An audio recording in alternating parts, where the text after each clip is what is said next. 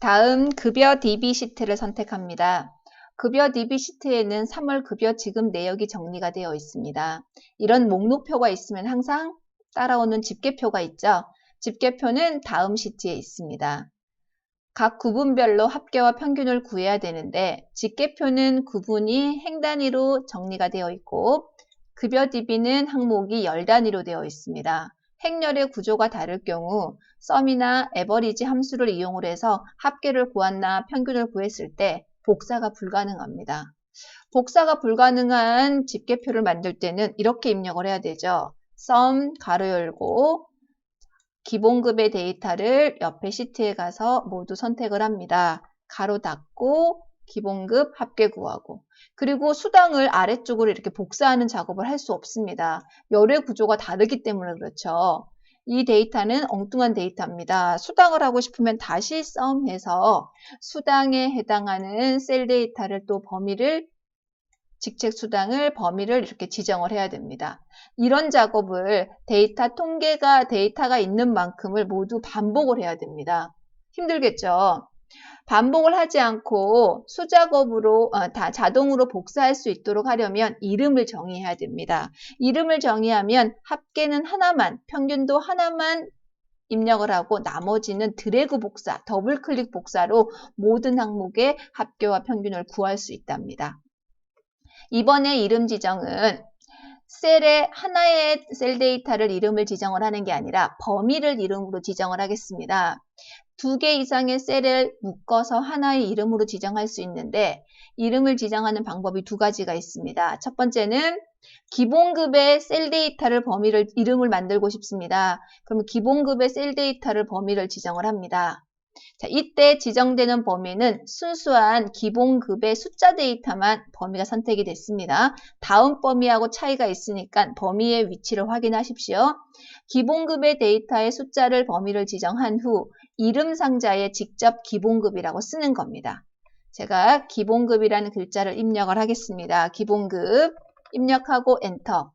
이름을 정의할 때 이름을 입력한 후 엔터 누르는 거를 잊어버리는 경우가 있습니다. 그러면 이름이 지정이 되다가 말기 때문에요. 마지막 엔터까지 꼭 눌러주셔야 됩니다. 기본급의 셀 범위가 이름으로 지정이 됐는데 확인 방법은 역삼각형 눌러서 기본급이란 이름을 눌러보면 클릭을 해보면 기본급 셀 데이터가 이렇게 범위가 선택이 된답니다. 그럼 이름 지정이 잘 되었다라고 하는 겁니다.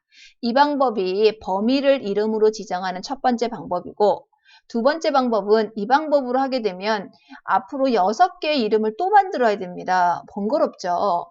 그래서 동시에 이름을 한 번에 만들 수 있도록 선택 영역에서 만들기라고 하는 기능이 있답니다. 이 기능을 이용하면 남아있는 6개의 이름을 한 번에 만들 수가 있습니다. 한 번에 이름을 만들 때는 범위를 지정을 할 때 머리글부터 잡아야 됩니다. 머리글부터 컨트롤 시프트 방향키로 범위를 이렇게 선택을 하면 첫 번째 행 데이터는 이름으로 사용이 되고 나머지의 숫자 데이터가 각 열의 이름의 범위로 사용이 됩니다. 아까와 다른 점은 아까는 기본급에 해당하는 숫자 데이터만 범위를 지정을 했고요.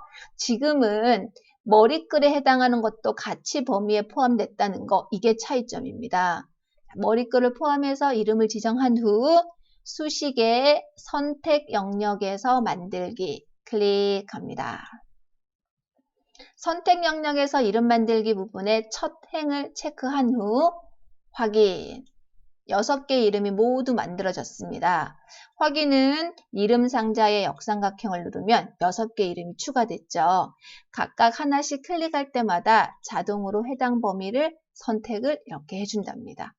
이름을 만드신 다음 항상 이름 저기가 잘 되어 있나 한번 좀 확인해 주시는 게 좋습니다.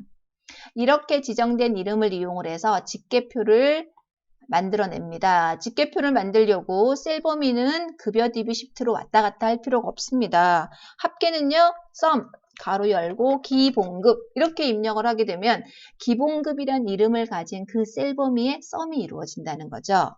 엔터 누르면 합계 나오죠. 직책 수당은 썸, 범위 열고 가로 열고 직책 수당이라고 입력을 하면 됩니다. 이 방법은 7개에 해당하는 수식을 모두 하나씩 입력하는 방법입니다. 최종 목적은 하나의 기본급을 합계를 입력한 후 복사하는 게 목적이었어요. 복사를 하려면 함수를 하나 더 추가를 해야 되는데 합계 부분에 사용된 sum 함수의 기본급이란 글자는 왼쪽에 B5셀에 입력되어 있는 글자입니다. 이 글자를 그대로 사용하면 안 될까요? 제가 이렇게 수식을 바꿔보고 싶습니다. sum 가로 열고 B5. 그럼 B5에 입력되어 있는 저 글자를 이름으로 사용할 수 있게끔 만들어 줄 것 같은데 엔터를 치면 제로가 나옵니다. 0이 하이픈으로 보이는 거였거든요. 왜 0이 나오느냐?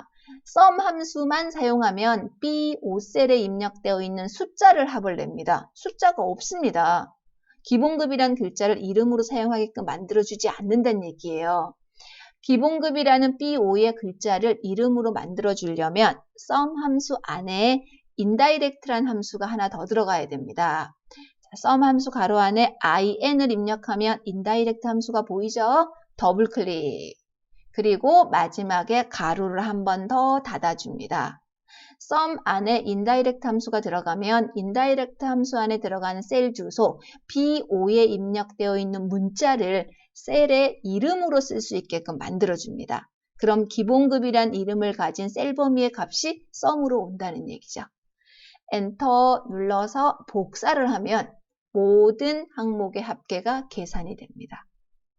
평균도 구해볼까요? 평균은 average 함수를 사용을 합니다. 그리고 indirect 함수를 또 사용을 합니다. 가로 안에는 기본급이란 글자가 있는 B5셀. 함수가 2개 사용이 됐으니까 가로도 2번 닫아줍니다. 나머지는 더블클릭으로 복사. 어때요? 합계와 평균이 한 번에 이렇게 계산이 됐죠.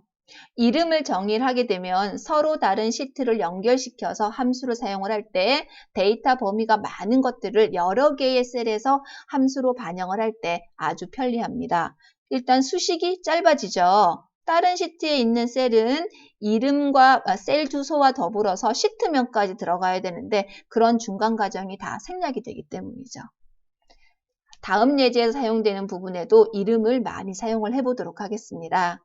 여기까지 이름을 선택 영역으로 만들어서 수식에 사용하는 방법이었습니다.